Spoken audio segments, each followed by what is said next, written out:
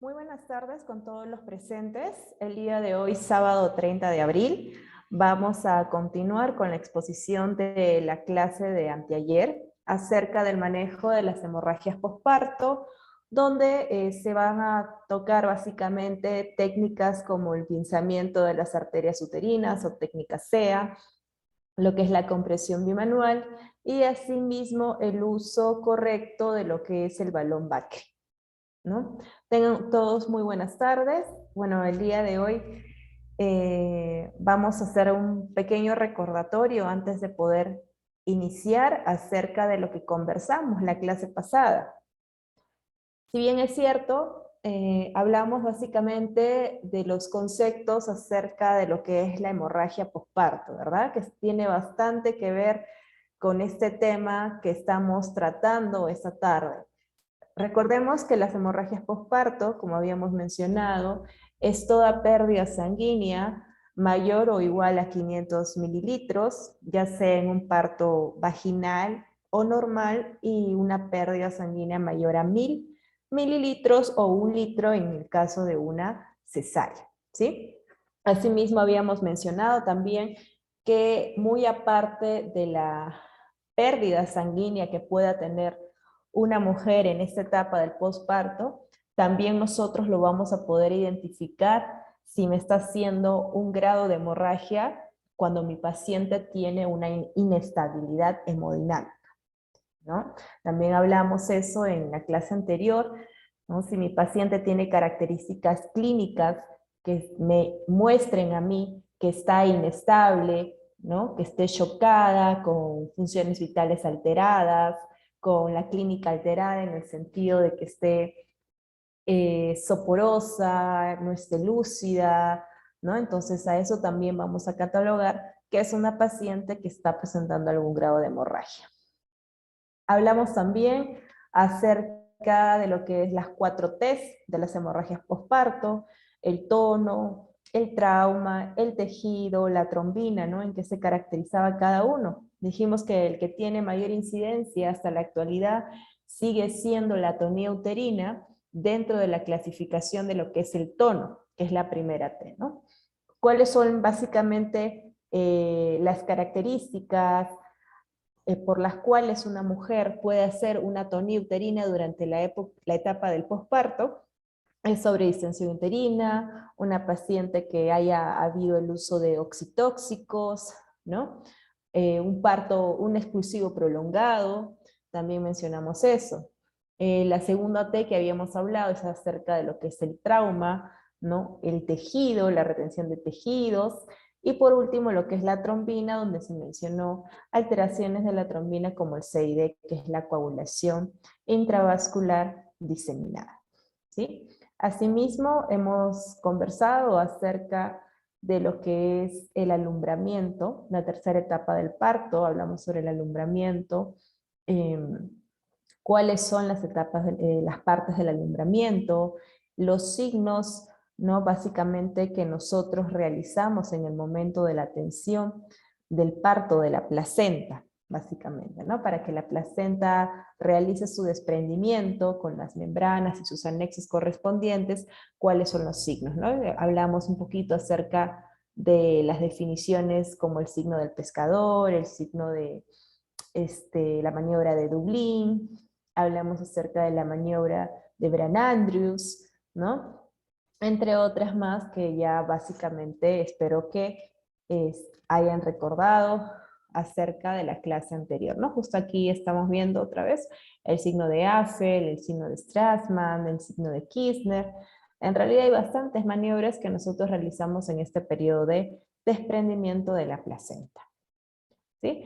Muy bien. Entonces, básicamente, eso fue lo que nosotros conversamos en la última clase, la primera clase, perdón, sobre estos ítems. También hablamos un poquito de la oxitocina, ¿no? Este gran uterotónico que es de bastante utilidad en el campo de la obstetricia, que tiene más de una función, aparte de realizar la contracción uterina, lo utilizamos para el manejo de las hemorragias, posparto básicamente, para que el útero se pueda contraer y de esta manera poder prevenir algún tipo de mortalidad materna. Y por último, para terminar con este recordatorio, mencionamos también acerca de lo que es la clave roja, ¿no? En qué momento realizamos la activación de la clave roja, ya sea que si yo trabajo en un primer nivel de atención, o en un segundo o tercer nivel de atención, ¿no? Hablamos sobre las características que debe tener el paciente para nosotros como personal de salud, identificarlas de la forma correcta y posterior a ello realizar la activación de esta clave tan importante que es para el manejo de las hemorragias obstétricas, ¿no? Donde habíamos mencionado que todo el personal de salud es totalmente indispensable, ¿no? Donde prácticamente cada uno sabe la función a desempeñar en esa situación tan crítica que es del paciente, en donde tenemos básicamente la finalidad o el objetivo de prevenir una mortalidad o una complicación catastrófica. Muy bien. Entonces, básicamente eso ha sido como un pequeño resumen, un pequeño recordatorio, ¿no? Acerca de los diferentes ítems que conversamos en la primera clase, que fue anteayer.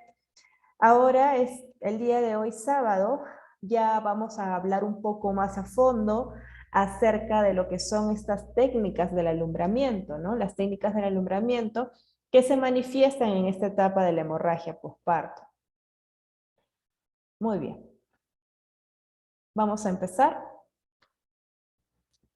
Entonces, el manejo de las hemorragias posparto, ya sabemos básicamente cómo identificar una hemorragia en base a la cantidad de pérdida sanguínea.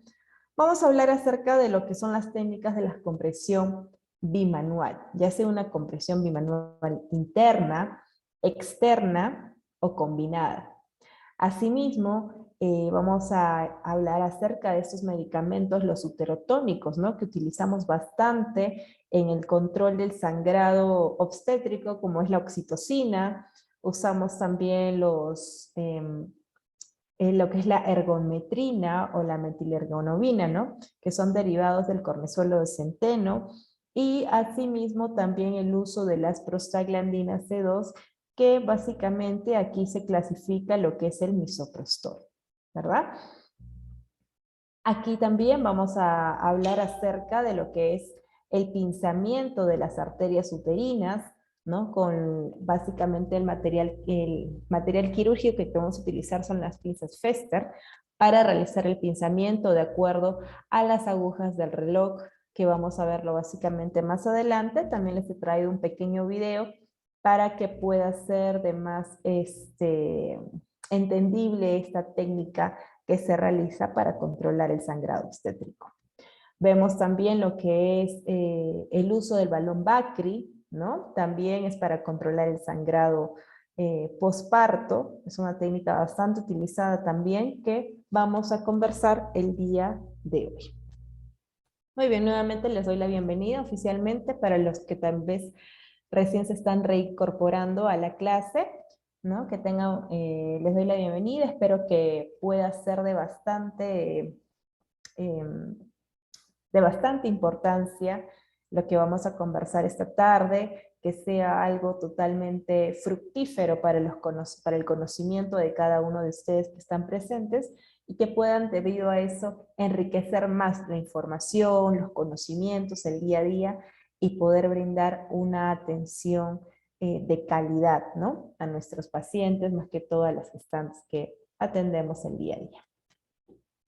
Entonces, vamos a empezar. Muy bien. En el manejo de la hemorragia posparto vamos a hablar sobre diferentes puntos, ¿no? Vamos a hablar acerca de cómo es un manejo activo del alumbramiento para nosotros poder desencadenar o poder entender cómo vamos a identificar que no es algo que esté normal, ¿no? Si es algo que es anormal, si es algo que es patológico, qué técnicas o qué estrategias son las que vamos a tomar frente a ese tipo de situación. Asimismo, la compresión bimanual externa del útero, los medicamentos que vamos a utilizar ante una hemorragia posparto, como el uso de la oxitocina, la carretosina, la metilergonovina, el misoprostol, ¿no? Básicamente, aquí en Perú como ustedes saben, los que utilizamos es más que todo la oxitocina, la ergometrina y el misoprostol, ¿no? La carbetocina no es un medicamento que se utilice tan frecuentemente en las hemorragias postparto. La compresión combinada del útero, la compresión de la aorta también es una técnica estratégica para controlar el sangrado obstétrico, el clampaje de las arterias uterinas vía vaginal o técnica SEA. Asimismo, vamos a hablar también sobre la extracción manual de la placenta, la revisión del canal de parto, el clampaje de los desgarros cervicales, la sutura de desgarro sea cervix o la parte perineal, extracción digital de coágulos, de membranas, el traje anti-shock y el legrado puerperal, ¿no? Estos dos últimos, el traje anti-shock y el legrado puerperal solamente lo vamos a mencionar nada más, ya que son otros temas los que vamos a desarrollar con más detalle. Pero para que tengan un conocimiento, el traje anti-shock, ¿no? Tal como su mismo nombre lo dice, es un traje que de esta manera estabiliza hemodinámicamente las funciones de la paciente, ¿no? Que este traje se coloca para poder trasladar a una paciente tal vez a un centro de mayor complejidad, para de esta manera poder prevenir una mortalidad materna. Lamentablemente no todos los establecimientos de nuestro país lo tienen, ¿no? Son bastante contaditos los establecimientos que cuentan con este traje, pero es bastante efectivo. Hasta una paciente puede entrar a una sala de operaciones con el traje puesto, en realidad, ¿no? Y porque apenas sacan el traje, ¿no? A veces piensan, ¿no? Ya le coloco el traje en este momento, que estoy en mi turno, que mi paciente está mal, y ya llego al hospital donde es mi centro de referencias y le saco el traje porque ya llegué y ya está. No, obviamente si nosotros retiramos el traje vamos a hacer que nuestro paciente otra vez todo se vuelva a alterar y ponerlo en un estado crítico a nuestra paciente, ¿ya? Entonces, eso lo podemos retirar hasta cuando entras a una sala de operaciones, no hay ningún problema. Muy bien, entonces, vamos a iniciar. En relación al manejo activo del alumbramiento, como ustedes ya saben, ¿no? El alumbramiento es el tercer periodo del parto que se da de forma fisiológica, vamos a decir. ¿Cuál es el primer paso que nosotros realizamos en ese tercer estadio del parto? Una vez que se da el periodo expulsivo, ¿no? Que ya hay la atención del recién nacido, que ya nos aseguramos que no hay un segundo bebé dentro de la cavidad, ¿no? ¿Qué procedemos a realizar? Colocamos la administración de la oxitocina, ¿no? La oxitocina, como ustedes bien saben, es una ampolla que viene de 10 unidades internacionales y se administra de vía intramuscular. ¿Correcto? ¿No? La oxitocina en realidad lo puede colocar la enfermera o el personal técnico que debe estar capacitado para poder colocar este medicamento una vez que haya sido el periodo expulsivo, para de esta manera poder evitar una hemorragia postparto, ¿no? Recuerden que el efecto de esta aplicación del medicamento es de 2 minutos y medio aproximadamente.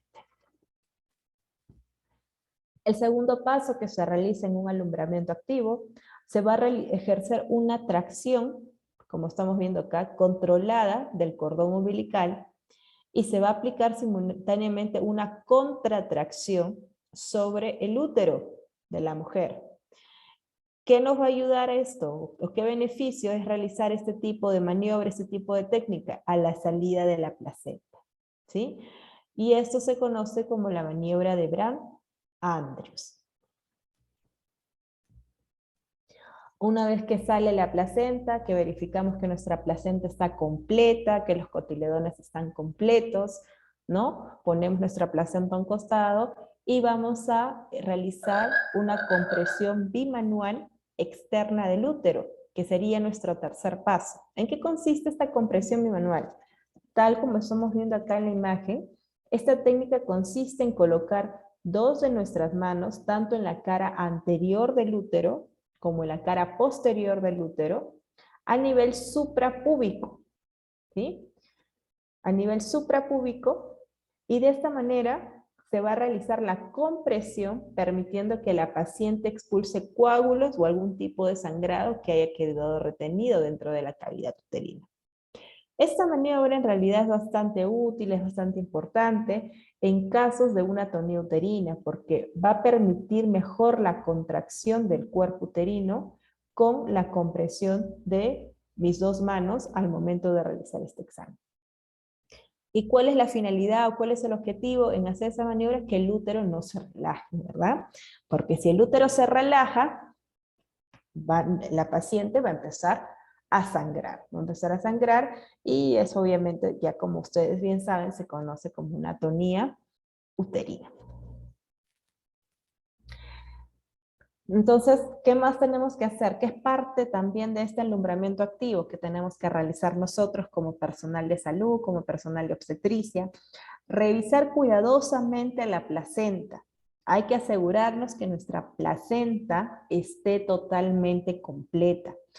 Por eso mi recomendación siempre es, al menos cuando hay una atención de parto, tener un espacio particular para yo poder colocar mi placenta y poder extender toda mi placenta y revisarla de la forma correcta.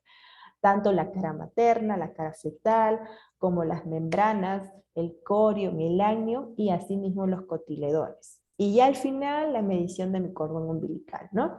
Entonces, esa es la forma, por ejemplo, yo como particularmente realizo mi revisión de placenta. Esto es muy importante, hay que tomarnos eh, tampoco tanto tiempo, ¿no? Pero al menos un tiempo prudente para poder verificar que no haya quedado algún tipo de resto, ¿no? O alguna parte de la placenta dentro de la paciente. Porque si nosotros no estamos seguros o dudamos o no hacemos una buena revisión de la placenta, hay el riesgo de que esa paciente se va a complicar o a empezar a tener un cuadro de shock o hemorragia horas posteriores, ¿no? Como habíamos visto al inicio, en lo que es la hemorragia posparto, se va a dividir en una hemorragia temprana y una hemorragia tardía. Una dijimos que era antes de las 24 horas y la otra que era posterior a las 24 horas, ¿no? ¿Y cuáles son las hemorragias que se ven generalmente de forma tardía o posterior a las 24 horas? La retención de restos placentarios, ¿ya? Entonces hay que tener bastante cuidado, colegas, al momento de realizar un examen minucioso de nuestra placenta. Entonces, eso básicamente han sido los 3 pasos que nosotros realizamos en el momento de realizar un alumbramiento activo, ¿no? Primero, hacemos la colocación o la administración de nuestro oxitocina vía intramuscular, una ampolla.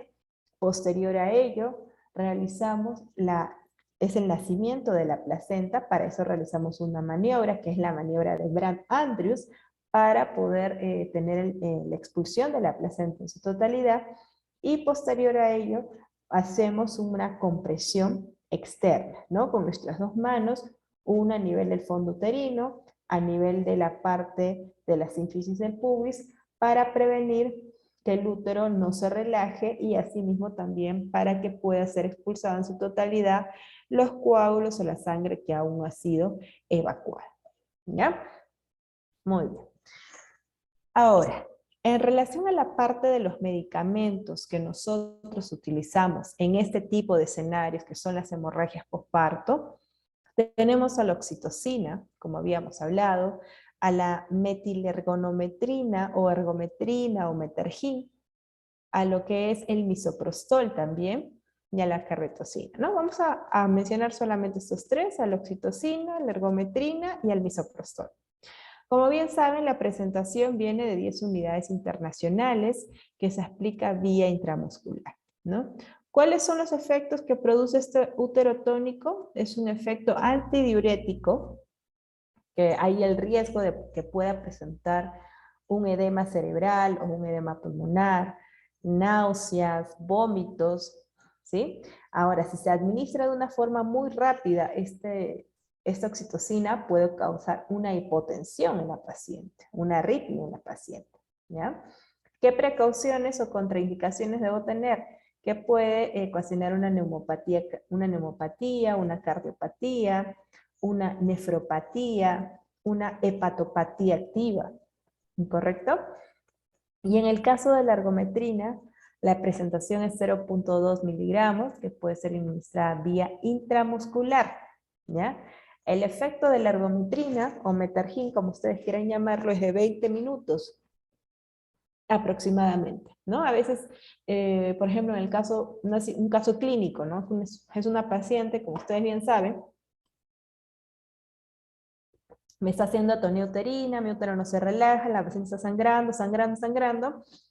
Ya después de haber hecho mis compresión, mis maniobras, y aún así sangra, ya paso al paso de colocar los medicamentos, ¿no? De colocar la oxitocina, 20 unidades, 30 unidades, y sigue sangrando. Entonces, le colocan la ergometrina. Obviamente antes de colocar la ergometrina, recuerden que hay que asegurarnos que la presión arterial esté normal y no esté alterada, porque la ergometrina ocasiona que la presión aumente más de lo habitual. Por eso no se administra este medicamento en pacientes hipertensas, ¿sí? Y se coloca la ergometrina y la paciente no para el sangrado, se puede repetir 20 minutos se puede repetir el medicamento. Ya, y si posterior a ello ya no funciona, ya se pasa al misoprostol, ¿no? Que se coloca las tabletas vía rectal, ¿no? Y bueno, eso sería básicamente un ejemplo. Entonces, ¿cuáles son los efectos de este medicamento? Crisis hipertensiva, como les mencioné, ¿no? Vasoespasmos, náuseas, vómitos. Las contraindicaciones que generalmente tenemos son las infecciones sistémicas, las nefropatías, las hepatopatías, ¿ya? Y lo que hacen referencia al misoprostol, vienen en 1000 microgramos, se administra vía rectal. ¿Por qué no se administra vía oral, etcétera, a mi paciente? ¿Por qué tiene que ser vía rectal? Porque obviamente, por ejemplo, puedes administrar la vía oral también, ¿ya? No quiere decir que solamente es indicada la vía rectal, sino que si mi paciente en ese momento está chocada, no responde, no está lúcida, ¿no? ¿Cómo voy a administrar el medicamento vía oral? ¿Cómo? No va a ser algo coherente, ¿no? Vía vaginal tampoco, porque obviamente la paciente me está sangrando y tampoco sería algo que tenga bastante efecto. Entonces, es por vía rectal, ¿ya? ¿Cuáles son los efectos del misoprostol? Puede causar fiebre, diarrea, náuseas o vómitos. Muy bien. Entonces, siguiendo con la exposición, acá justamente vemos, ¿no?, las imágenes que están en la parte derecha de la diapositiva, la compresión bimanual, ¿no? La compresión bimanual, la compresión externa que hemos visto, ¿no? De poder colocar a nivel del fondo uterino, en la cara anterior del útero, en la cara posterior del útero, hacer compresión para de esta manera poder evitar que el útero se relaje, ¿no? Y puede ocasionar algún grado de hemorragia postparto. Acá vemos lo que es los materiales que utilizamos para lo que es el balón Bacri, ¿no? El preservativo, la sonda Foley, la jeringa, el guante, y lo que son los medicamentos como la oxitocina, la ergometrina que utilizamos. Muy bien. Entonces, tanto lo que es el uso del balón Bacri como la técnica SEA, que es el pinzamiento de las arterias uterinas, ¿en qué situaciones o en qué patologías se van a utilizar estas técnicas? En el caso de una atonía uterina, ¿sí? Entonces, en un primer nivel de atención, ¿cuál es el manejo de una atonía uterina? Primero, vías seguras, ¿no? Mi vía con una vía permeable, una vía segura, de preferencia con un catéter número 18, ¿no? Que tenga, en este caso, oxitocina. La oxitocina, lo máximo que se puede administrar son 40 unidades internacionales con cloruro de sodio. Evacuación vesical. Qué importante es evacuar la vejiga, ¿ya? Eso es algo muy importante. Muchas veces estamos administrando diferentes medicamentos, estamos llenando de volumen en nuestro paciente en exceso hasta en oportunidades y no evacuamos vejiga, ¿ya? Siempre hay que verificar la vejiga. Compresión uterina bimanual externa. También es una maniobra para poder controlar el sangrado obstétrico. Evacuación uterina de coágulos. administrar la ergometrina, ¿no? 0,2 miligramos vía intramuscular. Si no funciona la ergometrina, hacer el uso de las prostaglandinas como el misoprostol, que son 4 tabletas vía rectal, ¿no? Las 4 tabletas las puedes moler, las puedes triturar, chancar, para que de esta manera pueda tener un mejor ingreso por el recto de la paciente, ¿no? Posterior a ello, una vez que ya se estabiliza la paciente, todo hay que tener un control de la hemoglobina y del hematocrito de mi paciente. Capaz es una paciente que terminó con un shock en estadio 3, estadio 4 y necesita transfusión sanguínea, ¿ya? Asimismo, la compresión uterina combinada interna, la compresión de la aorta, hacer una referencia oportuna, ¿no? Acompañante con potencial donante de sangre o un balón intrauterino. Un ratito, por favor.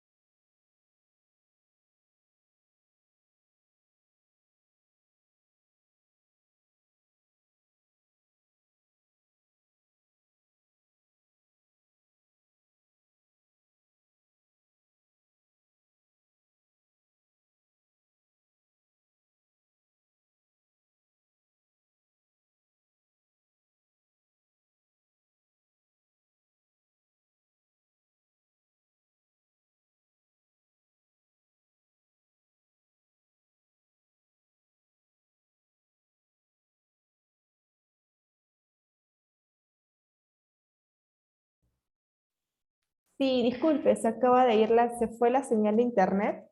Voy a regresar nuevamente a la diapositiva para poder continuar. Las disculpas del caso, por favor. Muy bien. Listo. Entonces, continuando con lo que estábamos mencionando, ¿no? Estos son básicamente los pasos que nosotros debemos seguir en el caso de tener una paciente con atonía uterina, ¿no? La colocación de vía, la evacuación.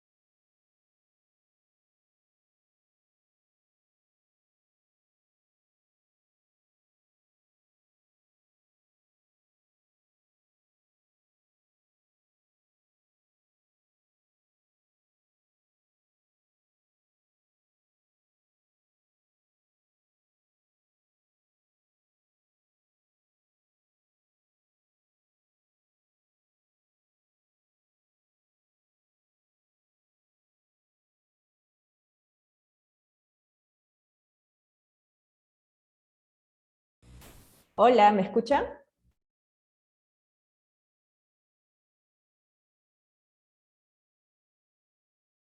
¿Me logran escuchar? Sí, Sí, obstetra, la Sí. escuchamos. Ah, ok, disculpe. Parece que se está cortando la señal por momentos. Ya. A ver, continuamos. Entonces, como estaba indicando, ¿en qué consiste la compresión bimanual interna del útero? Esta técnica básicamente va a consistir en colocar un puño, el puño, es decir, mi mano en forma de puño, dentro del canal vaginal, como estamos viendo acá, ¿no? En este caso, de preferencia que sea la mano izquierda, dirigida básicamente hacia el fondo del saco anterior a nivel de la vejiga, y la otra mano, que en este caso sería mi mano derecha, se va a poner por encima del abdomen de la mujer o de la paciente, ¿no?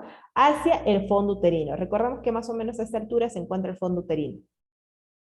Y entre las dos maniobras, entre mi mano que está adentro y mi mano que está por fuera, se va a realizar la compresión en forma continua. En forma continua. Esta maniobra que estamos realizando, esa compresión bimanual interna que estamos realizando, va a poder ser utilizada en el caso de una atonía uterina. Y va a prevenir, en este caso, va a disminuir más que todo el sangrado o la pérdida hemática que tenga mi paciente en ese momento. ¿Sí? Muy bien. Entonces, esa es la compresión bimanual interna. Ahora, ¿cómo es la compresión bimanual externa? También básicamente es la misma, pero vamos a hablar acerca de lo que es la compresión también de la aorta o la compresión aórtica, que justo son las dos imágenes que nosotros estamos viendo acá en esta siguiente diapositiva. Estas dos maniobras, básicamente, para empezar en lo que es la compresión bimanual del útero, que es esta de acá, igual, ¿no? Mi mano en forma de puño se coloca en la vagina, empujas el cuerpo del útero, mientras que la otra mano va a comprimir o la vas a ubicar a nivel del fondo uterino. ¿Desde dónde? Desde la pared abdominal. Vas a continuar con este tipo de compresión hasta que el útero tú lo sientas firme, de consistencia firme, y que tú veas o observes que el sangrado se haya detenido. ¿Ya? Entonces es bastante importante saber utilizar las dos manos y hacerlo de la forma correcta, y también identificar anatómicamente bien qué es lo que estás tocando. No es meter la mano por meter o tocar por tocar. Hay que saber qué cosa estás evaluando, porque si no... Obstetra, disculpe, obstetra. ¿Sí? No se logra visualizar su pantalla, por favor. Ah, a ver, a ver. Vamos a iniciar. ¿Puede compartir su pantalla, por favor? A ver.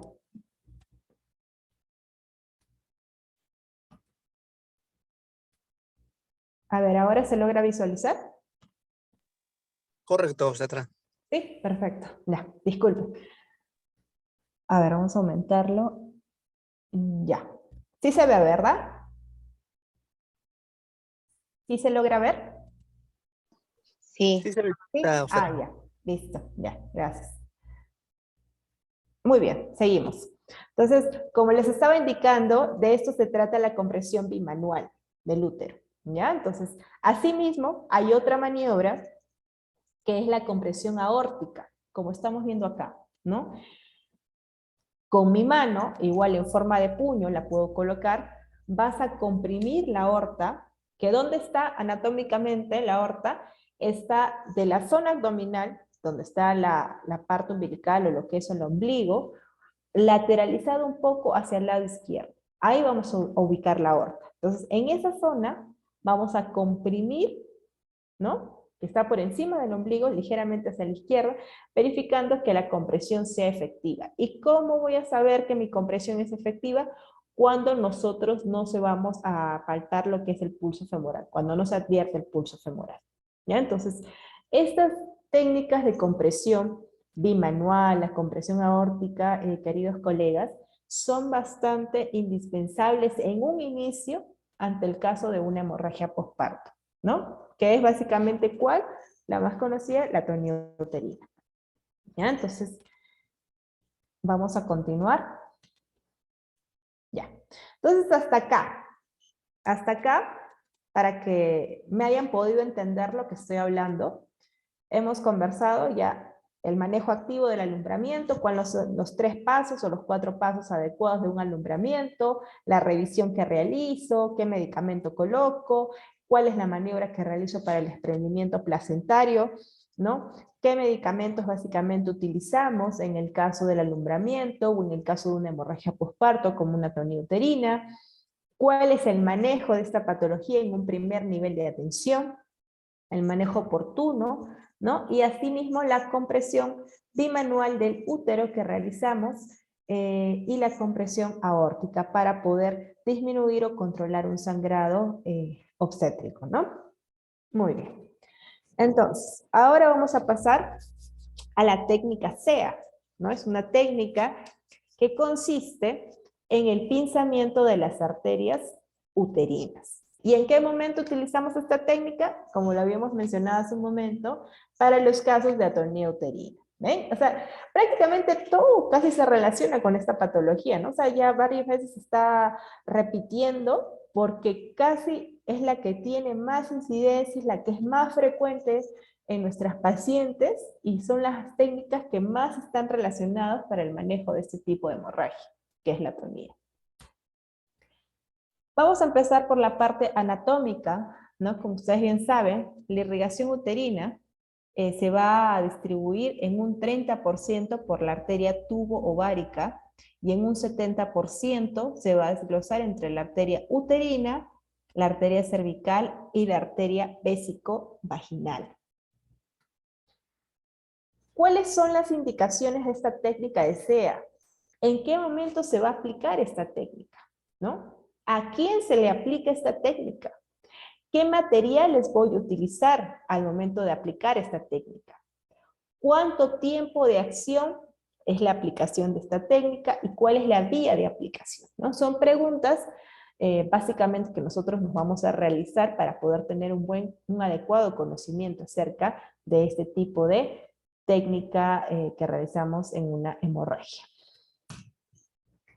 ¿Cuál es el material necesario que vamos a realizar? Que vamos a tener, perdón. 2 pinzas de anillos curva o las pinzas Fester, 2 pinzas de anillos rectas, 2 valvas, ya sea el tipo de valva que es el Essmann o un espejo vaginal, si en caso no se cuenta con las valvas, y una sonda Foley, ¿no? Para evacuar vejiga, que hemos dicho que es bastante importante. Y si no tengo las pinzas Fester, ¿no puedo hacer esta técnica? Sí la podrías realizar, pero es más complicado en realidad, porque ustedes recuerden que la pinza Fester es una pinza larga, ¿no? Entonces, el hecho del tamaño de esta pinza facilita bastante la técnica, este tipo de técnica para poder controlar el sangrado. En cambio, las otras pinzas que generalmente tenemos son más pequeñas, son medianas, y es un poco bastante complicado, tedioso para poder controlar el sangrado o realizar una buena estrategia. Al detectarse una hemorragia uterina mayor a 500 mililitros, que no responde a las maniobras habituales de masajes bimanuales, aplicación de oxitocina, entre otros, se procede a realizar esta técnica del pinzamiento de las arterias uterinas. ¿Cómo es la técnica? ¿Cómo se realiza esta técnica? Acá vamos a ver en diferentes ítems cuál es la forma que vamos a realizar. Primero, la colocación para eso vamos a utilizar valvas, una colocación de una valva anterior y otra posterior en la vagina, para poder tener una buena visualización del cervix y de todo el panorama. Es bueno por eso de que el personal que está ahí trabajando contigo en la atención te pueda apoyar, ya sea con una valva o con las 2 valvas, para que tú puedas utilizar tus 2 manos y puedas tener una buena ubicación anatómica, ¿no? Y realizar el pinzamiento correcto. Número 2, el pinzamiento del cérvix en el labio anterior con pinza de anillos rectos y el pinzamiento del cérvix en el labio posterior con la segunda pinza de anillos rectos en el centro del mismo. Entonces, agarro mi pinza recta, agarro la parte, jalo el cérvix, el labio anterior, agarro la segunda pinza y jalo el cérvix, la parte posterior. El tercer ítem. Se van a movilizar las valvas tanto anterior y posterior al lado izquierdo de la vagina, deslizando las pinzas de anillo hasta observar la comisura cervical. Asimismo, vas a palpar el ligamento cardinal izquierdo al momento de realizar esta técnica. En el número 5 se van a colocar las pinzas de anillo curva, acá entre las dos pinzas de anillo curva, con dirección medial, que parte de la unión del ligamento cardinal con el útero hacia el centro del mismo, en forma horizontal, para lograr pinzar la arteria uterina izquierda. Ya, yo sé que es un poco complicada esta combinación de palabras, porque en realidad una cosa es decirlo y otra cosa es hacerlo, ¿no? Así que por eso les he traído un video en relación a esta técnica para que pueda ser más entendible paso por paso cómo se tiene que realizar. Se van a movilizar también las valvas hacia el lado derecho, junto con las pinzas de anillo, donde se va a visualizar la comisura y el ligamento cardinal del lado derecho. En el séptimo paso vamos a proceder a la colocación de la pinza de anillos con dirección medial hacia el centro del útero en forma horizontal, con el objeto de pinzar la arteria uterina derecha, dejando un espacio suficiente para efectuar la revisión instrumentada de la cavidad uterina. Luego vamos a colocar nuestra sonda Foley para el control de la diuresis, en donde se debe vigilar las características y la presencia de la orina de la paciente. Entonces, nosotros al verificar la hemostasia, después de haber realizado todos estos pasos, se van a retirar las pinzas de anillos rectos y se va a proceder a realizar el abordaje sistemático de las causas de una hemorragia obstétrica. El pinzamiento se va a mantener hasta resolver la causa de la patología y posterior a ello se van a retirar las pinzas.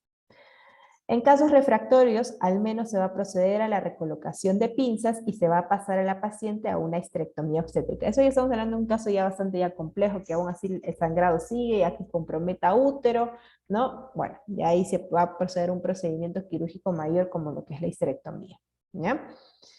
La oclusión arterial con esta técnica de tiempo valioso para estabilizar a la paciente es asegurar el efecto de las maniobras dirigidas hacia la causa o trasladarla hacia un centro de mayor complejidad. ¿Ya? Entonces, vamos a salir aquí un ratito de la diapositiva para que puedan entenderme todos los pasos que acabo de decir para la técnica respectiva. Vamos a ver un pequeño video. ¿Ya? Y puede hacer de esta forma más entendible cómo tengo que realizarlo en el momento de una hemorragia obstétrica. A ver, vamos a mostrar el volumen. Hola, soy el doctor Francisco Sea Prado. En el Instituto Nacional de Periodontología, preocupados por las muertes múltiples por hemorragia puerperal, hemos diseñado una técnica quirúrgica vaginal fácil de aplicar y muy alta efectividad para contener la hemorragia puerperal. Al detectarse una hemorragia uterina mayor a 500 mililitros que no responde a las maniobras habituales, se procederá a la aplicación de la técnica C. Previa colocación de valva anterior y posterior dentro de vagina, se toma labio anterior y posterior de cérvix con pinzas de anillo recta. Se movilizan ambas valvas hacia comisura cervical del lado izquierdo, previa movilización de pinzas de anillo. Se palpa ligamento cardinal izquierdo y posteriormente se coloca pinza de anillos curva con dirección medial que parta de la unión del ligamento cardinal con el útero hacia el centro del mismo en forma horizontal. Posteriormente se movilizan las valvas hacia el lado derecho junto con las pinzas de anillos para visualización de comisura y ligamento cardinal del lado derecho. Se palpa ligamento cardinal derecho y posteriormente se procede a la colocación de pinza de anillos curva con dirección medial hacia el centro del útero en forma horizontal, con el objeto de pinzar la arteria uterina derecha, dejando siempre un espacio suficiente para efectuar una revisión instrumentada de la cavidad uterina. Al verificar la hemostasia se retiran pinzas de anillo rectas y se procede a realizar abordaje sistemático de las causas de hemorragia obstétrica. El pinzamiento deberá mantenerse hasta resolver la causa de la patología. Posteriormente se retiran las pinzas. En casos refractarios al manejo, se procede a colocación nuevamente de las pinzas y se pasa a la paciente a histerectomía obstétrica. Cabe mencionar que el retiro de las mismas deberá realizarse hasta ligar la arteria uterina por vía abdominal de cada lado. Ya, muy bien. Entonces, aquí yo creo que ha sido una forma, con este video hemos podido entender un poco mejor acerca de todos los pasos que acabo de mencionar hace un momento, ¿no? Lo que es la aplicación de la técnica C. Entonces, esta técnica, tal como indican, no es nada difícil, en realidad no es nada complicado. Es algo que cualquier profesional capacitado lo puede realizar. Es simplemente tener una buena ubicación de dónde están las arterias uterinas, el ligamento, ¿no? Y el material respectivo para poder realizarlo, y de esta manera vamos a poder disminuir o prevenir bastante lo que es una complicación mayor, ¿no? Recuerden que esta técnica se va a utilizar cuando tú ya has hecho todo lo demás, todo lo de tu lista, cuando hiciste paso 1, paso 2, paso 3, ¿no? Y no te funcionó y mi paciente sigue sangrando, entonces ahí vamos a pasar a esta técnica del pinzamiento de las arterias uterinas, ¿no? Que generalmente ya como cuando la realizas, ya te quedas ahí, ya porque ya estabilizas el sangrado. Es bastante difícil, ¿no? Que a pesar de hacer eso, igual siga sangrando, que puede suceder, ¿no? Pero la mayor parte de las situaciones o de los casos, esta técnica es bastante efectiva en controlar la hemorragia o en controlar el sangrado postparto. Muy bien. Entonces, ya hablamos acerca de la técnica SEA. Ahora vamos a hablar acerca de la formación, o en este caso, la elaboración de nuestro balón Bakri, que también lo utilizamos para las hemorragias obstétricas postparto, principalmente en el caso de una atonía uterina. El taponamiento uterino, como vemos, es una compresión temporal que va a establecer la superficie sangrante de la inserción placentaria, donde va a reducir el sangrado capilar, venoso y también del lecho placentario, a la espera de los mecanismos hemostáticos naturales. La inserción de un balón, se va a distender al ocupar la totalidad de la cavidad uterina. Asimismo, la inserción o la colocación de un rollo apretado de compresas nos va a ayudar a realizar un buen taponamiento uterino, donde va a haber la presión directa en los vasos sangrantes o venosos del lecho placentario.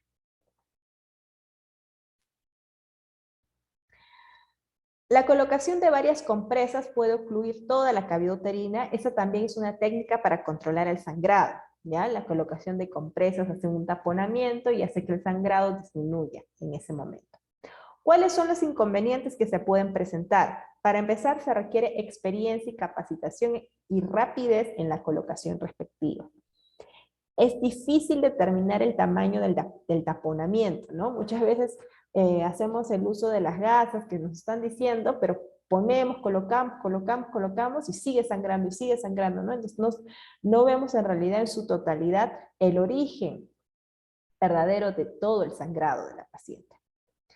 El retraso en el reconocimiento de la cuantía de hemorragia y si es exitoso, como vimos en la primera clase, ¿no?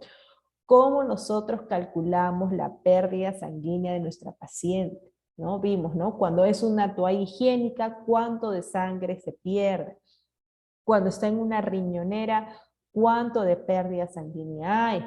En una sala de parto, en el caso de la camilla o del piso de una sala de parto, cuánto es la pérdida sanguínea. De acuerdo a eso nosotros calculamos y podemos calcular la volemia para reponer líquidos, para reponer volumen a nuestra paciente. El riesgo potencial de trauma e infección, antibiótico profiláctico, ¿no? ¿A qué se refiere esto? ¿No? Que coloco compresas o gasas para detener el sangrado, para disminuir el sangrado, ¿y qué pasa si me olvido y la dejo ahí? Eso van a pasar horas o días y eso se va a infectar, ¿no? Se va a infectar y la paciente Si obviamente no se retira o uno no se da cuenta, la paciente puede tener una sepsis complicada mayormente. Y dificultad en el momento de retirar. Está indicado esto en el caso de que no se utilice el balón Bakri. ¿Y cuál es la técnica del balón Bakri en el caso de una hemorragia posparto? Como ya habíamos mencionado,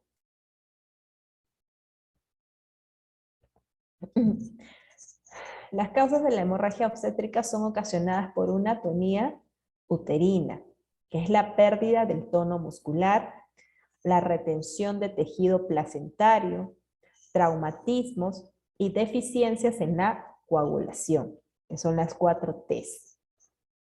El balón Bakri, ¿cuál es su función? Va a controlar y va a reducir las hemorragias posparto, que de esta manera van a poder ser prevenidas. Entonces, ¿qué es el balón Bakri? Es un dispositivo diseñado especialmente para la compresión hidrostática intrauterina en caso de una hemorragia posparto grave en mujeres que no responden a los medicamentos uterotónicos. ¿Y para qué lo utilizamos? Para disminuir el sangrado, para controlar la hemorragia, básicamente en el segmento uterino superior e inferior del útero, ¿no? Entonces el balón Bakri, así como la técnica SEA, lo vamos a utilizar básicamente en el caso de las atonías uterinas también. ¿De qué va a estar compuesto? ¿De qué va a estar diseñado ese tipo de balón? Es un balón de 100% silicona que tiene un catéter de doble vía. Uno es para introducir fluido estéril, para llenar el balón hasta el volumen deseado, que generalmente son 500 mililitros. No se rellena con gas. Y el otro tiene 2 orificios para el drenaje sanguíneo, que es la bolsa colectora.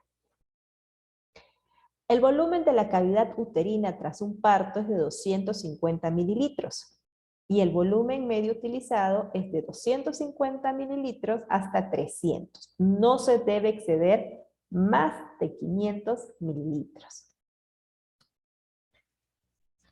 Entonces, ¿cuál es el mecanismo de acción de esta técnica? ¿Qué hace el balón Bakri a nivel de la cavidad uterina, a nivel del útero? Hace una presión intrauterina mayor que una presión arterial sistémica en ese momento. Hace que el sangrado cese. El útero va a estar distendido, lo cual va a ocasionar una contracción uterina, dando una presión hidrostática sobre las arterias uterinas. Ese es su mecanismo de acción. ¿En qué posición tiene que estar la paciente? En una posición de litotomía. Colocar un sondaje vesical permanente para tener el control de la diuresis. Se hace la exploración respectiva del útero y del canal blando. Se descartan otro tipo de lesiones. Hay que vaciar el útero de coágulos, de restos que hay interiormente. Se utiliza justamente también con los uterotónicos y también la importancia de la antibicoterapia. ¿Por qué? Porque estás realizando una manipulación en esa zona del útero. Entonces hay que cubrirlo con antibióticos para que esa paciente prevenir un grado de infección que se pueda presentar. ¿Cuáles son los tipos de balón que generalmente existen? Existe el balón urológico de Rush, el condón catéter, el balón, el Palkemore y la sonda Foley, ¿no? Generalmente el que nosotros más utilizamos acá es el balón condón catéter, ¿no? Que generalmente está compuesto por un preservativo estéril atado a una sonda vesical. El extremo proximal del catéter se va a ligar tras rellenarlo de 250 hasta 300 mililitros con solución salina, ¿no? Ese es el que generalmente más utilizamos. El taponamiento uterino, la inserción, como habíamos mencionado, ¿no? La posición de la paciente siempre tiene que estar en litotomía.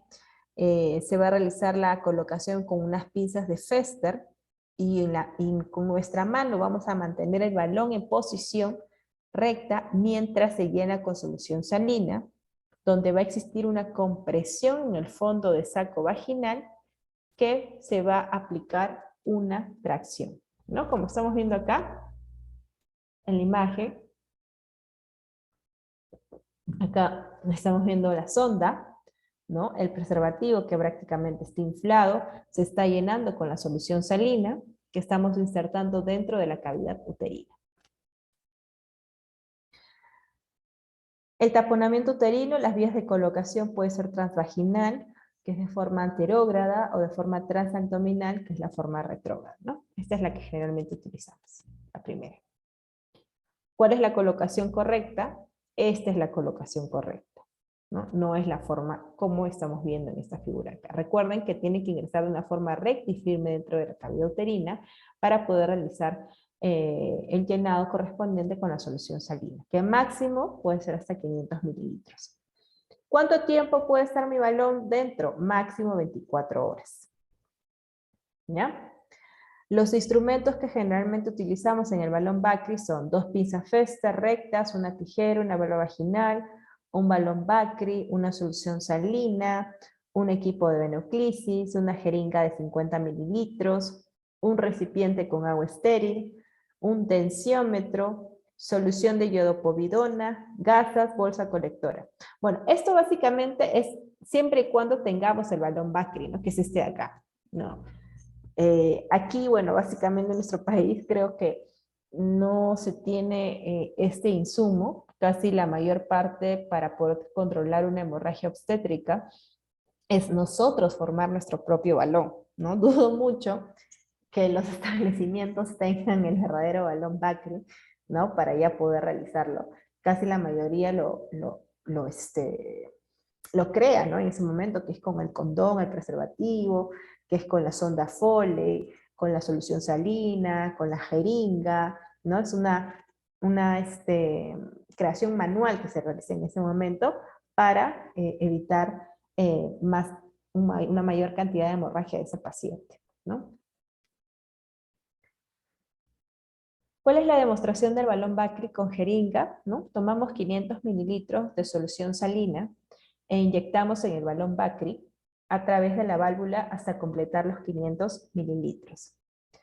Y en el caso de la demostración del balón Bakri con equipo de venoclisis, conectamos con el equipo de venoclisis a la válvula del balón Bakri y a la solución salina, abrimos la llave y realizamos una presión bimanual, o colocamos la solución salina en un tensiómetro o en un infusor para aumentar la presión y producir el llenado del balón de Bakri hasta completar los 500 mililitros,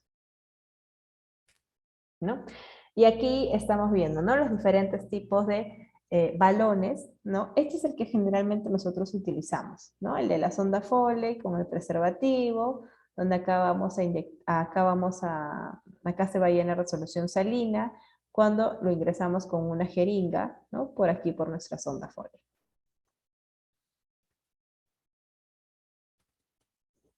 ¿Cuáles son los cuidados posteriores en el caso de un taponamiento uterino? Estar monitorizando, teniendo una infusión adecuada de oxitocina, profilaxis antibiótica de amplio espectro, un sondaje vesical permanente. Asimismo, las indicaciones que se van a realizar en un taponamiento uterino son para la tonía uterina, anomalías de la inserción placentaria.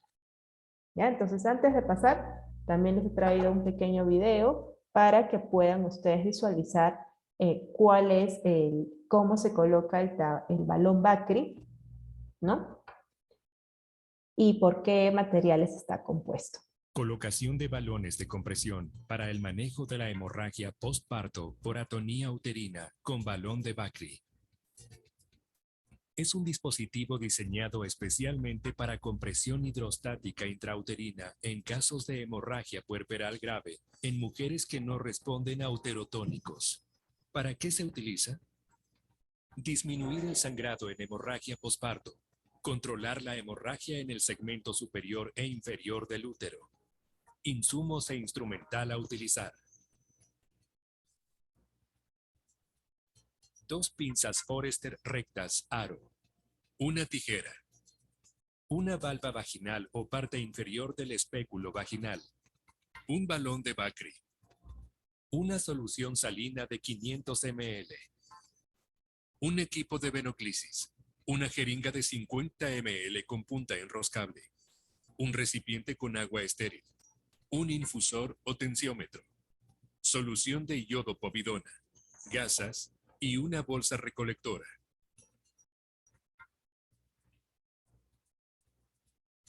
Demostración del llenado del balón de Bakri con jeringa. Tomamos 50 ml de solución salina e inyectamos en el balón de Bakri a través de la válvula hasta completar 500 ml. Demostración del llenado del balón de Bakri con equipo de venoclisis. Conectamos el equipo de venoclisis a la válvula del balón de Bakri y a la solución salina.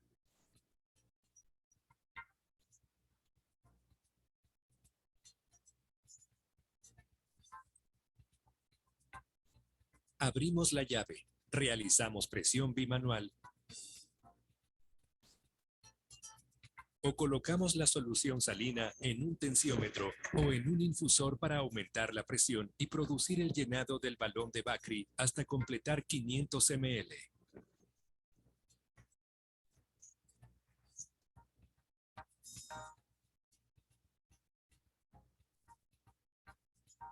Colocación del balón de Bakri. Con la paciente en posición de litotomía, se realiza asepsia del área vulvoperineal y del canal vaginal con solución de iodopovidona y gasas.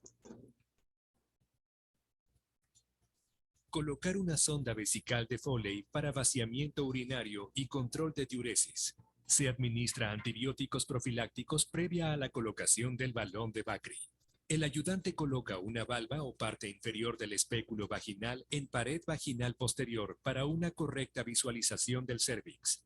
Se realiza pinzamiento del labio anterior del cérvix con pinza de aro para fijar el útero y se coloca el balón de Bakri en la cavidad uterina a nivel del fondo con otra pinza de aro. Se procede al llenado del balón con solución salina hasta completar 500 ml. Terminado el llenado, se ocluye el balón y se retira el equipo de venoclisis. El balón de Bakri se mantiene hasta 24 horas. Para extracción del balón de Bakri, se debe utilizar oxitóxico en goteo continuo.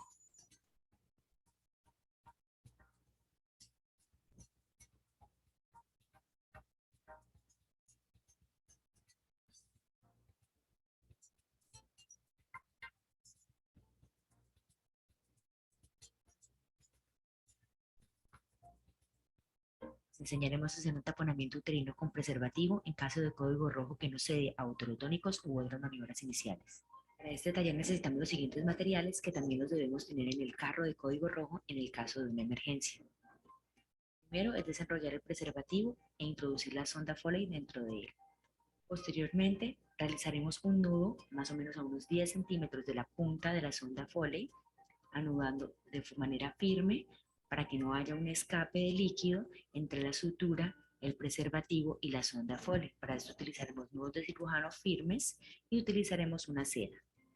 Para aumentar la seguridad de nuestro cierre, más o menos a 1 centímetro del anterior nudo, realizaremos otro nudo apretando firmemente de nuevo para evitar que se nos escape el agua.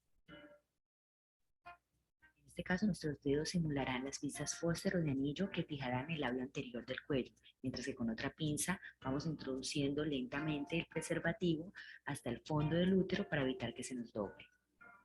Posteriormente llenaremos nuestra jeringa de 50 centímetros con la ayuda de la aguja rosada de 20G para que se llene de forma más fácil. Con mucho cuidado se empata la jeringa a la sonda Foley y posteriormente lentamente se va introduciendo líquido dentro de nuestro balón. Para eso igual nos debe quedar un muy buen sello para evitar las fugas. Posteriormente, cuando lo insuflemos, vamos a clampear con la ampolla para evitar que se nos devuelva el líquido. Y de nuevo procedemos a llenar nuestra jeringa.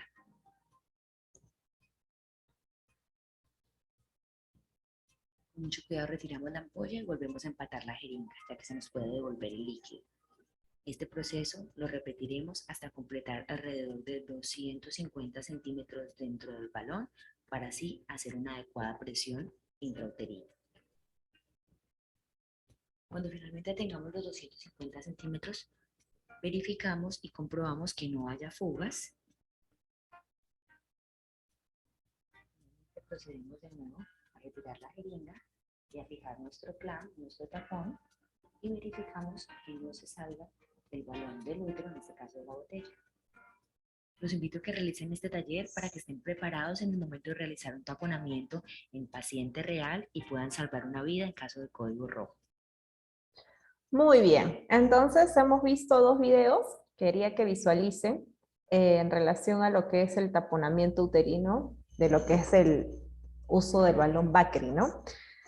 Siempre con los videos yo creo que es más entendible en realidad a estar viendo o explicando con palabras acerca de cómo es la forma correcta. Como bien saben, ¿no? Ya se mencionó también, esto lo vamos a utilizar para todo lo que es en referente a las hemorragias obstétricas, sobre todo las hemorragias posparto, en que los materiales son sencillos. Creo que todo el mundo en su establecimiento tiene una sonda Foley, tiene guantes, tiene jeringas. Bueno, jeringa de 50 creo que no es algo que se tenga en los establecimientos, pero hay jeringa de 20 cc, ¿no? Y con la jeringa de 20 cc podemos ir llenándolos de solución salina hasta tener la cantidad que requerimos para que de esta manera se pueda controlar el sangrado en esta etapa del posparto. ¿Ya? Entonces espero que hayan podido entender, perdón, espero que hayan podido entender con estos 2 videos la técnica adecuada, en qué momento colocarlo, en qué parte de la cavidad uterina se coloca o se inserta la sonda Foley con el preservativo para que sea más efectiva, ¿no? Y controlar el sangrado de nuestras pacientes. Muy bien, entonces vamos a continuar. Ahora vamos a pasar a la parte de la revisión del canal de parto. ¿Ya? Hemos hablado primero acerca del manejo del alumbramiento activo, cuáles son los pasos correctos para hacer un alumbramiento activo. Posterior a ello hemos hablado sobre la compresión bimanual interna del útero, la compresión aórtica para controlar el sangrado en el caso de las otonías uterinas y impedir o prevenir que el útero se relaje. Asimismo, también hemos visto la técnica adecuada y correcta y en qué situación la utilizamos del pinzamiento de las arterias uterinas o técnica SEA, lo que es el uso del balón Bakri, que es lo que acabamos de mencionar hace un momento, y ahora vamos a pasar a la revisión del canal de parto, ¿no? ¿Qué vamos a hacer en la revisión del canal de parto? Vamos a verificar o lo que es reparar los desgarros que se presentan en nuestras pacientes, ya sea un desgarro perineal, un desgarro de primer grado, de segundo grado, de tercer grado, o un desgarro cervical que ya es un poco más complejo de reparar, que muchas veces eso ya termina hasta en una sala de operaciones, ¿no? ¿Por qué generalmente se da un desgarro en una paciente? Porque tal vez es un feto macrosómico, tal vez es una paciente que el diámetro biparietal del feto es muy grande o no está en relación con lo que es la concavidad sacra de la paciente, ¿no? No pasa por ahí, es muy estrecho el paso del feto en relación a la concavidad sacra de la paciente, o tal vez es un expulsivo prolongado que está poniendo en compromiso fetal al bebé, ¿no? Y a veces de urgencia hay que hacer una episiografía, una episiotomía, ¿no? Y al momento de hacer la episiotomía y que salga el bebé, puede desgarrarse también, ¿no? Entonces son diferentes factores por los cuales puede ocasionarse un desgarro en el momento del parto, ¿ya? Y estos tipos de desgarro es ¿cuál de las 4 teso? La tercera, ¿no? Que es tejido, que es trauma, perdón, ¿ya? Entonces hay que estar viendo qué parte de la hemorragia, qué parte, en qué momento mi paciente me va a presentar este tipo de lesión. Muy bien, viendo un poco de la parte anatómica, ¿no? Vamos a ubicarnos que en esta zona de acá es el prepucio del clítoris, el clítoris, los labios mayores, los labios menores, la uretra, el canal vaginal o el orificio vaginal, el perineo y la parte del ano, ¿no? Asimismo, en la siguiente figura vamos a visualizar todo lo que es en relación a la parte de la musculatura, ¿no? El músculo transverso, la apertura vaginal, el músculo vulvocavernoso, el músculo glúteo mayor, etc. Entonces, ¿cuáles son los tipos de desgarro que se presentan? Primer grado, segundo grado, tercer grado, cuarto grado. El primer grado son todos aquellos desgarros que van a afectar únicamente a la piel, ¿no? Únicamente van a afectar a la piel. El segundo grado es el que va a afectar a la parte de la musculatura perineal. El tercer grado va a incluir la parte del esfínter externo del ano, que se va a desglosar en 3 subclasificaciones. La primera es de grado 3A, donde va a haber una lesión menor del 50% del esfínter. El tercer grado B es una lesión mayor al 50% del esfínter. Y el tercer grado C es una lesión del esfínter tanto externo como interno. El cuarto grado es el que va a comprometer toda la pared del recto de la paciente, ¿no? Y asimismo van a haber desgarros centrales con conservación anatómica de la vulva y del ano. Entonces acá vemos en una imagen más pronunciada acerca de los diferentes tipos de desgarro, ¿no? El grado 1 va a comprometer solamente lo que es piel, ¿no? Lo que decimos, generalmente para piel, ¿qué hacemos? Puntos separados, ¿no? En el segundo grado va a comprender la esfínter anal y los músculos del periné. En el tercer grado afecta prácticamente los músculos del esfínter anal, pero la mucosa rectal va a estar íntegra. En cambio, en el cuarto grado no va a suceder eso, ¿no? Porque va a afectar la mucosa rectal y el esfínter anal. Entonces,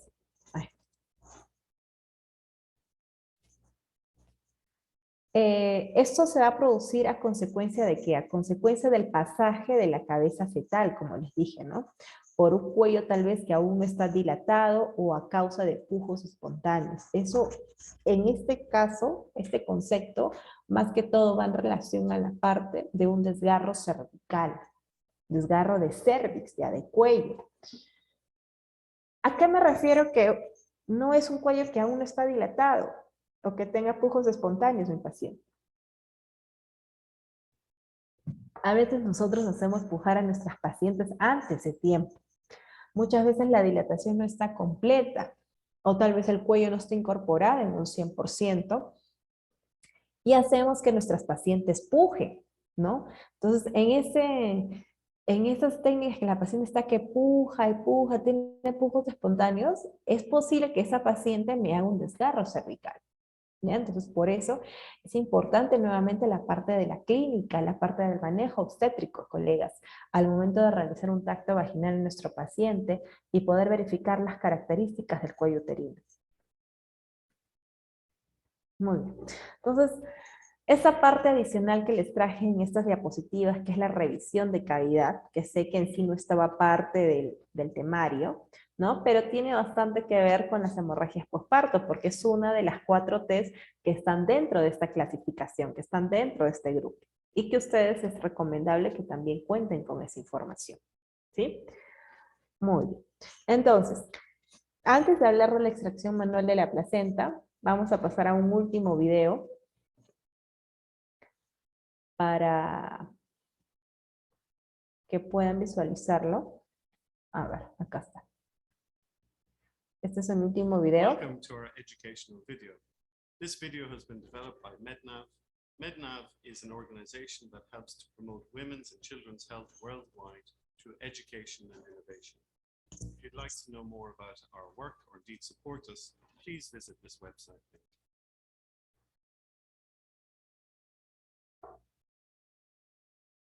Tissue remaining in the uterus will cause PPH and must be removed. Habla sobre lo que es la remoción de placenta, ¿ya? Solo que está en inglés. For manual removal of the placenta, De ahí vamos a explicarlo. children is consented, has IV access, adequate anesthetic, antibiotic cover, and the bladder is empty. Insert a cupped hand into the vagina. follow the umbilical cord to reach the placenta within the uterus. Place your left hand on the fundus of the uterus and keeping the fingers of the right hand tightly together, find the plane between the placenta and the uterine wall and gently detach the placenta from the placental bed by bringing your closed fingers towards you. Once the whole placenta is detached, remove it through the vagina, using your left hand to guard the uterus and prevent uterine inversion. Check the cavity is empty and cover the procedure with antibiotics and uterotonics.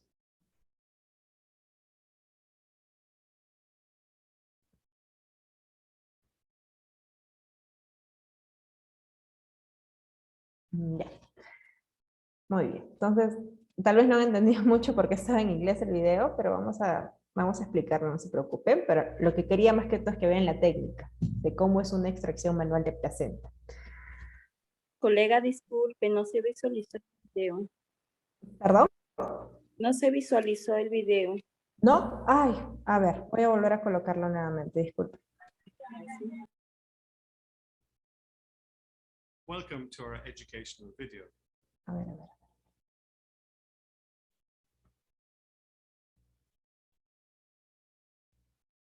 ¿Ahora se visualiza? Sí. Ya, a ver, vamos a reproducirlo.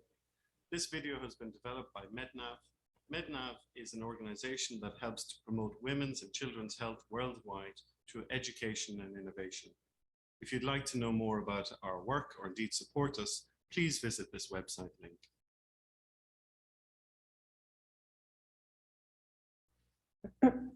Tissue remaining in the uterus will cause PPH and must be removed to treat hemorrhage and allow uterine contraction. The placenta will need to be removed if it's not delivered spontaneously 30 minutes after delivery. For manual removal of the placenta, ensure the woman is consented, has IV access, adequate anesthetic, antibiotic cover, and the bladder is empty. Insert a cupped hand into the vagina and follow the umbilical cord to reach the placenta within the uterus. Place your left hand on the fundus of the uterus and keeping the fingers of the right hand tightly together, find the plane between the placenta and the uterine wall and gently detach the placenta from the placental bed by bringing your closed fingers towards you. Once the whole placenta is detached, remove it through the vagina, using your left hand to guard the uterus and prevent uterine inversion. Check the cavity is empty and cover the procedure with antibiotics and uterotonics.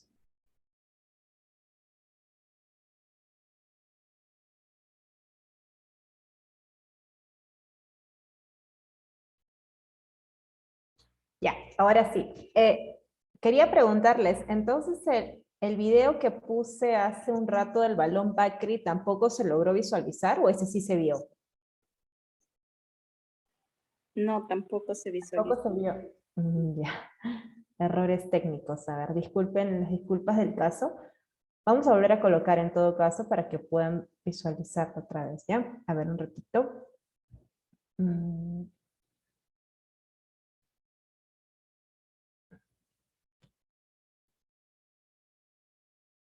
Colocación de balones de compresión para el manejo de la hemorragia. Un ratito. Ya. ¿Se logra visualizar? Sí. Ya, a ver, vamos a ponerlo nuevamente, ¿ya? Postparto por atonía uterina con balón de Bakri. Es un dispositivo diseñado especialmente para compresión hidrostática intrauterina en casos de hemorragia puerperal grave en mujeres que no responden a uterotónicos. ¿Para qué se utiliza? Disminuir el sangrado en hemorragia posparto. Controlar la hemorragia en el segmento superior e inferior del útero. Insumos e instrumental a utilizar. 2 pinzas Forester rectas aro.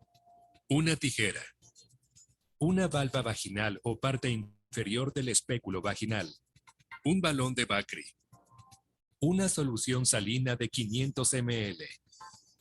Un equipo de venoclisis. Una jeringa de 50 ml con punta enroscable. Un recipiente con agua estéril.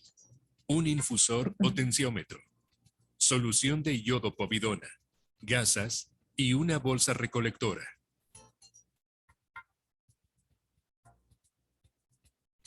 Demostración del llenado del balón de Bakri con jeringa. Tomamos 50 ml de solución salina e inyectamos en el balón de Bakri a través de la válvula hasta completar 500 ml. Demostración del llenado del balón de Bakri con equipo de venoclisis. Conectamos el equipo de venoclisis a la válvula del balón de Bakri y a la solución salina.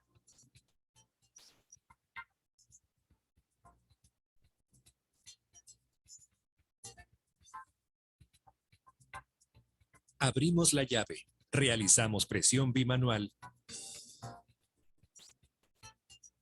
o colocamos la solución salina en un tensiómetro o en un infusor para aumentar la presión y producir el llenado del balón de Bakri hasta completar 500 ml.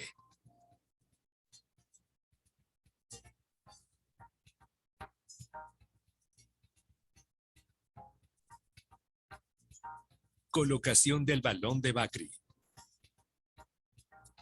Con la paciente en posición de litotomía, se realiza asepsia del área vulvoperineal y del canal vaginal con solución de iodopovidona y gasas. Colocar una sonda vesical de Foley para vaciamiento urinario y control de diuresis. Se administra antibióticos profilácticos previa a la colocación del balón de Bakri. El ayudante coloca una valva o parte inferior del espéculo vaginal en pared vaginal posterior para una correcta visualización del cérvix. Se realiza pinzamiento del labio anterior del cérvix con pinza de aro para fijar el útero y se coloca el balón de Bakri en la cavidad uterina a nivel del fondo con otra pinza de aro. Se procede al llenado del balón con solución salina hasta completar 500 ml. Terminado el llenado, se ocluye el balón y se retira el equipo de venoclisis. El balón de Bakri se mantiene hasta 24 horas. Para extracción del balón de Bakri, se debe utilizar oxitóxico en goteo continuo.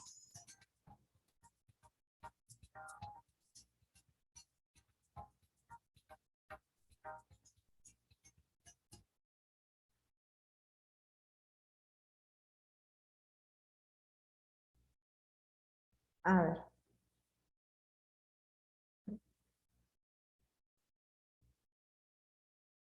Les enseñaremos a hacer un taponamiento uterino.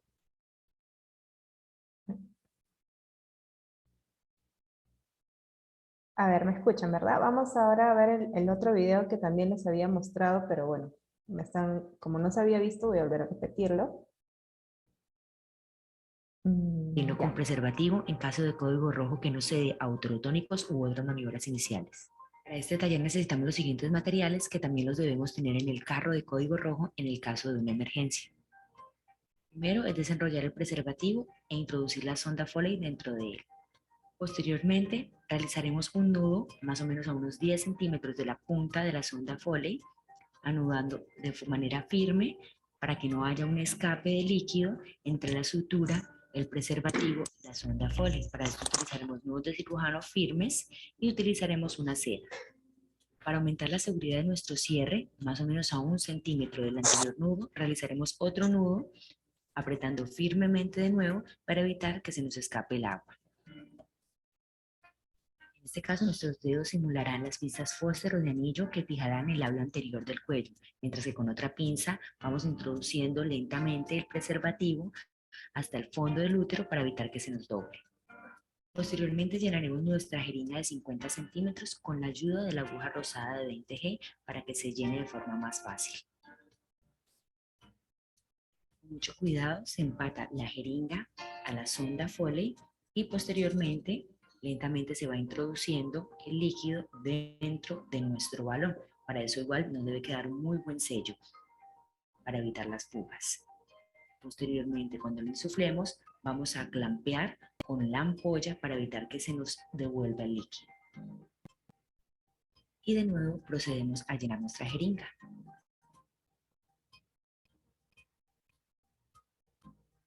Con mucho cuidado retiramos la ampolla y volvemos a empatar la jeringa, ya que se nos puede devolver el líquido. Este proceso lo repetiremos hasta completar alrededor de 250 centímetros dentro del balón, para así hacer una adecuada presión intrauterino. Cuando finalmente tengamos los 250 centímetros, verificamos y comprobamos que no haya fugas. Procedemos de nuevo a retirar la jeringa y a fijar nuestro clamp, nuestro tapón, y verificamos que no se salga el balón del útero, en este caso de la botella. Los invito a que realicen este taller para que estén preparados en el momento de realizar un taponamiento. Muy bien, entonces ahora ya yo creo que sí se ha podido visualizar todos los videos que les quería mostrar. Vamos a regresar nuevamente a la diapositivas. Ya, muy bien.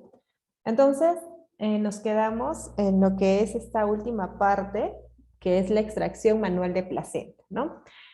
Si bien es cierto, y vimos el primer video que está en inglés, ¿no? Pero básicamente lo que quería que ustedes visualizaran es cómo es la técnica de una extracción manual de placenta.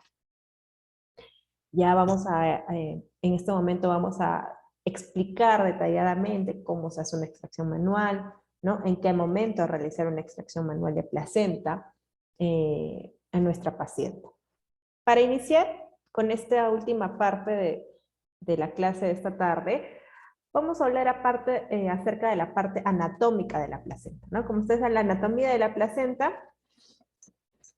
como bien saben, colegas, va a estar distribuida en una cara materna y una cara fetal, ¿no? La cara fetal es básicamente donde va a estar la inserción del cordón umbilical, ¿correcto? Como estamos viendo acá, está la inserción del cordón umbilical, están lo que son los cotiledones de nuestra placenta, la membrana, tanto el amnios, la decidua basal y el corión frondoso.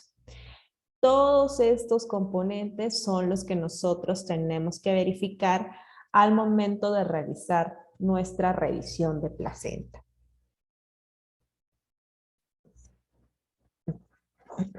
Perdón.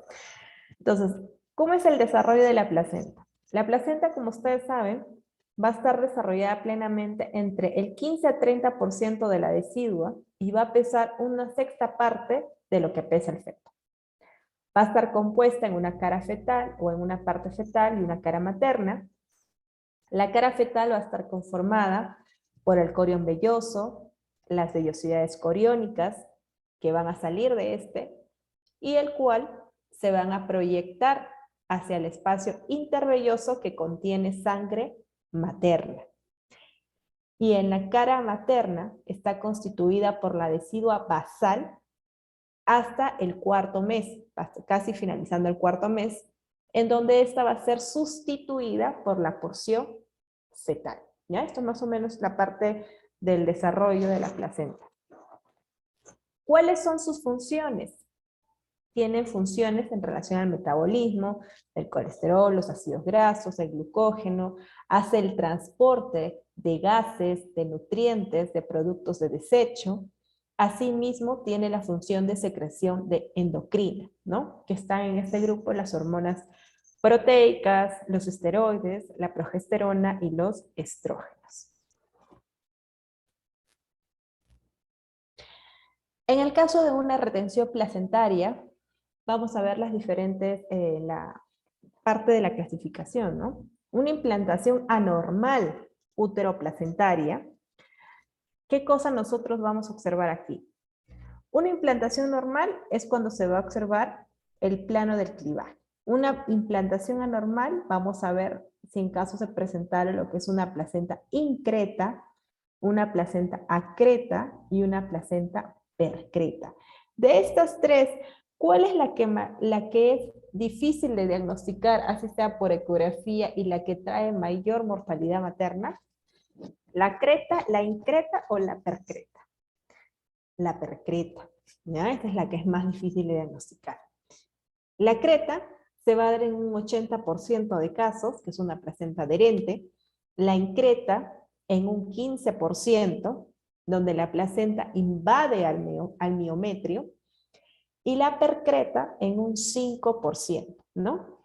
Que es cuando la placenta penetra a través del miometrio y de la serosa, respectivamente. ¿Cuál es la etiología? ¿No? Cuando hay una inserción uterina, las contracciones espasmódicas y una adherencia anormal de la placenta. ¿Cuándo se dice que es retención placentaria? Cuando el periodo placentario no se produce dentro de los 30 minutos del nacimiento fetal, ¿no? ¿Qué quiere decir? Que nosotros cuando realizamos el alumbramiento dirigido, que consiste en la aplicación de la oxitocina vía intramuscular para recibir el nacimiento de la placenta, y ustedes saben que y pasa un periodo de 30 minutos y aún no sale la placenta, entonces ahí ya nosotros podemos definir de que me está haciendo una retención placentaria esta paciente. ¿Ya? Entonces es importante saber cuándo nosotros decimos que es una retención, en qué momento o en qué tiempo lo es. La retención de restos placentarios, asimismo, la retención de una porción de la placenta es más común si la placenta se va a desarrollar como subcenturiada o con un lóbulo accesorio. Ocurre mayormente por maniobras incorrectas del periodo de alumbramiento. Asimismo, la clínica de la paciente va a ser sangrado, dificultad para contraerse el útero, que como ya saben es una atonía uterina. Examinar la placenta una vez expulsada para evidenciar la integridad de los vasos sanguíneos y de las membranas correspondientes. ¿Cuáles son los factores de riesgo en este tipo de situación? Embarazo pretérmino, coriomionitis y cotiledones accesorios. Como acá vemos en la imagen, en esta diapositiva vemos una placenta ancreta, una placenta percreta y una placenta increta. ¿Cuáles son los factores predisponentes? Toda paciente que tenga los siguientes criterios: antecedente de cesárea, legrados uterinos, fibromatosis uterina, acretismo placentario, un lóbulo placentario aberrante, una mala conducción del trabajo de parto o un mal manejo del alumbramiento.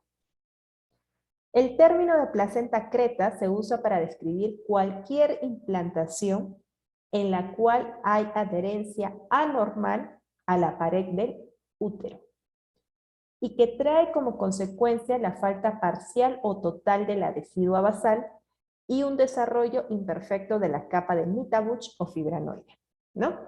La capa de Mittauch o la membrana de Mittauch está básicamente entre lo que es la placenta y el miometrio, ¿ya? Entonces, entre la placenta y el miometrio va a haber una línea bien marcadita y eso va a ser la membrana de Mittauch. Esto es un punto referencial cuando nosotros queremos diagnosticar, por ejemplo, un posible acretismo placentario, que esto más sucede cuando nuestras placentas están ubicadas en la cara anterior, o es una placenta corporal anterior, ¿no? Y nosotros medimos lo que es la distancia del miometrio con la membrana de Mittauch, y esta distancia o esta medida es mayor a 1 milímetro, ¿no? Entonces vamos a poder decir de que esta paciente me puede hacer un acretismo placentario, ¿ya? Entonces eso también es un dato importante. Los medios de diagnóstico, por ejemplo, mediante la ecografía transvaginal, se va a tener una sensibilidad del 77 a un 87% para detectar acretismo placentario, ¿no? Eso es justamente lo que le decía, ¿no? Acá básicamente, esta es la parte de la placenta, ¿no? Esta es la parte de la placenta. Esta parte de acá es el miometrio, y esta parte, hay una línea ecogénica, hiperecogénica blanquita, que esa es la membrana de Mittauch. Entonces, la distancia entre esos dos va a determinar si mi paciente es una posible candidata que haga un acretismo placentario. Como dice acá, la mejor forma de diagnosticar en el caso de una ecografía es colocándole el Power Doppler, ¿no? El Doppler a color. La distancia menos de 1 milímetro, perdón, es entre la interfaz de la vejiga y la serosa del útero con los vasos retroplacentarios o la identificación de lagunas intraplacentarias grandes, ¿no? Generalmente la imagen de un acretismo placentario es una imagen como de queso gruyère. No sé si ustedes han visto el queso gruyère que tiene así, que es así medio deforme, ¿no? Medio alterada su anatomía. Así se ve en la placenta. No se ve una placenta uniforme. Se ve una placenta con lagunas grandes, con lagunas trofoblásticas grandes, ¿no? Espacios lagunares grandes, distorsionados, ¿no? Hace que pierda la anatomía la placenta, que es un aspecto de queso gruyère, como se dice. Entonces, ese es un signo, ¿no? Ecográfico para nosotros poder definir de que esta paciente me está haciendo un acretismo placentario. ¿Cuál es el manejo de la retención placentaria? Hay dos tipos de manejo, si sangra y si no sangra.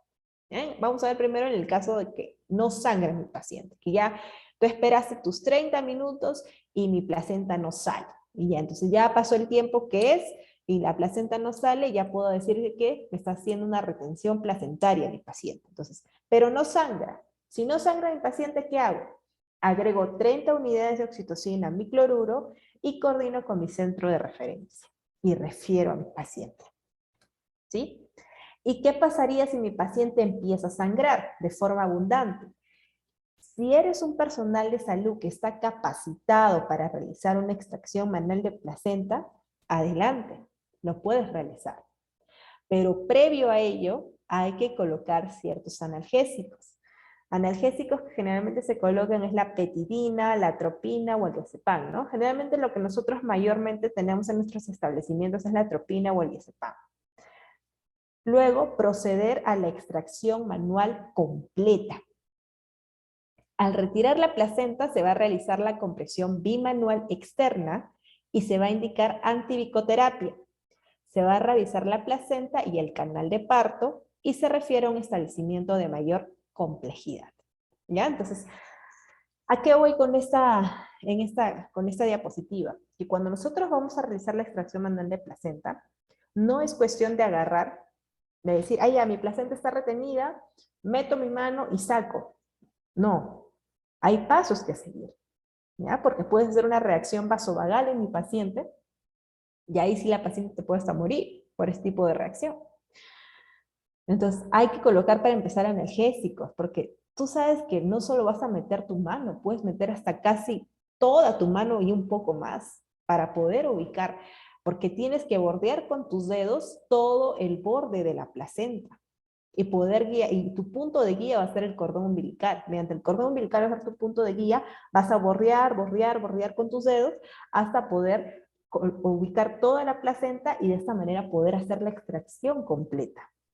Y con la otra mano hay que hacer una compresión, ¿no? No es que solo con una mano voy a extraer y no comprimo nada, sino imagínate, te viene con todo útero y hace una inversión uterina a tu paciente y ahí se te puede morir, ¿ya? Entonces, y también es importante la utilización de antibióticos, ¿ya? Así tú extraigas la placenta, así tú revises cavidad uterina, ¿no? De todas maneras hay que referir. No hay que quedarnos con la paciente porque tal vez esa paciente se puede complicar, ¿ya? Muy bien. ¿Cuáles son las técnicas de extracción? Dice, si no se logra el desprendimiento, realizar la maniobra de Krede con anestesia, ¿no? Que es la que hemos visto de la conversión.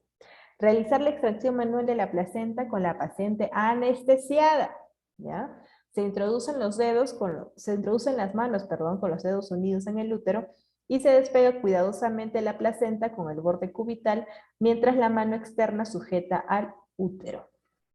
Una vez que está despegada la placenta, la mano externa tira del cordón para extraerla y la mano interna comprueba que el útero ha quedado vacío. ¿Sí? Y la extracción digital de coágulos, que también es parte de la hemorragia obstétrica, ¿no? Para poder hacer revisión de cavidad más que todo, no es tanto de la hemorragia, consiste en introducir 2 dedos dentro del canal vaginal, realizando una presión fúndica que nos permite extraer los coágulos que puedan haber quedado retenidos en el cuello uterino, y asimismo se puede realizar una compresión o una maniobra bimanual externa para retirar los coágulos y sangre que puede haber dentro de la cavidad uterina. ¿Ya? Entonces, es importante poder saber los pasos, básicamente, de la extracción manual de la placenta. No es retirar por retirar. Recuerden que hay que estar capacitado para realizar eso. No podemos hacerlo así de un momento a otro de acuerdo al criterio de cada uno. Hay que saber y colocar anestesia a nuestro paciente, ¿no? Porque es algo bastante doloroso. Yo he tenido en más de una oportunidad pacientes que me han hecho retención de placenta. Ya lo que les quería dar un dato a ustedes, que es bastante importante, es que siempre el cloruro que ustedes tengan, que esté con la vía de la paciente, que sea solo cloruro. Y si ya le quieren colocar oxitocina, ya sea porque hace una hemorragia, ¿no? O para controlar el sangrado, colóquenle en ese momento, porque puede haber muchas de esas situaciones en las que tú por adelantarte, ¿no? A lo que vaya a suceder, le colocas la oxitocina en el cloruro y a veces sin querer, en un momento de adrenalina, de desesperación, que la paciente tal vez está mal, abres la vía y la placenta aún no ha salido y el cuello se cierra. Se te cierra el cuello y te olvidas porque prácticamente la placenta se va a encarcelar. Se va a encarcelar de tal manera que ya va a ser casi imposible poder realizar una extracción en ese momento. ¿Ya? Entonces, ahí sí es más complicado, y ahí sí vas a necesitar ayuda, es posible que sea del especialista, ¿no? Que tiene más experiencia, más pericia en ese aspecto. ¿Ya? Entonces, eso es un dato que yo les brindo de colegas, ¿no? Porque muchas veces, a veces por querer hacer las cosas rápido, ¿no? O por decir, no, mejor hay que adelantarnos y colocarle el medicamento, vaya a ser que haga esto, que haga el otro, le colocamos en una distracción así, abren la vía y puede suceder esto. ¿Ya? Entonces hay que tener bastante cuidado con el manejo de nuestros pacientes. Muy bien, entonces eso sería básicamente la clase de esta tarde del día de hoy acerca de todo lo que es referente a las hemorragias posparto, a la técnica SEA, a lo que es el balón Bacri, a la compresión bimanual, ¿no? Y a lo que es la extracción manual de placenta, ¿no? Espero que de verdad hayan podido ser de su agrado la clase de esta tarde, queridos colegas, y haya podido ser bastante retroalimentaria, ¿no? Hayamos podido aprender tal vez algunos conceptos, algunos términos que no conocíamos, o que tal vez pensábamos que era de otra manera, y haya podido quedar más claro para poder brindar una buena atención, para poder hacer un buen diagnóstico o un buen procedimiento en las diferentes situaciones que se pueden presentar en nuestro día a día de nuestra institución donde trabajamos. ¿Sí? Muchas gracias por la atención brindada, muchas gracias por su tiempo, ¿no? Y bueno, por el día de hoy sería conmigo, eso sería todo. Espero que tengan una bonita tarde y un bonito sábado para todos. Muchas gracias. Muchas gracias a usted por su excelente participación. Buenas noches. Muchas gracias. Gracias. Ok, muchas gracias. Buenas tardes, hasta luego.